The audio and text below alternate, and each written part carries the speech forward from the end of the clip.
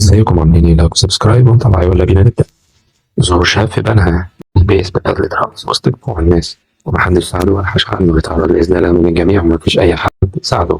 كل اللي حصل ده بسبب تأثير المسلسلات وأفلام محمد رمضان، والمسلسلات اللي بتبين البلطجة والرجولة المفرطة اللي بتأثر على المجتمع بالسلب وتشوه من الرجولة والأدب الحقيقية. الواقعة بدأت بعد انتشار فيديو صادم على التواصل الاجتماعي بيظهر شاب بيتم إجباره على ارتداء بدلة رأس وسط جموع الناس في مشهد مهين جدا أثار غضب واسع بين الناس على السوشيال ميديا. مجموعة من البلطجية استضربوا شاب سبب الحقيقي إنه مشى مع واحدة وطلعت أخته واعتدوا عليه نفسيا وأجبروه على ارتداء الواقعة تم تصويرها بموبايل. الفيديو انتشر على مواقع التواصل الاجتماعي بشكل واسع.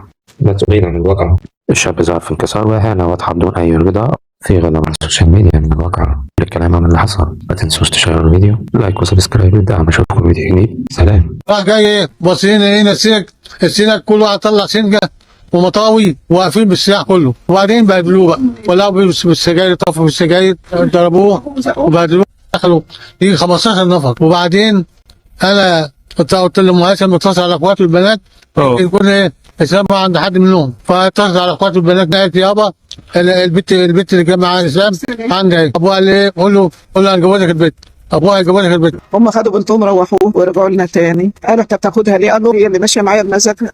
خدوه من وسطنا وانا بقيت اصوت.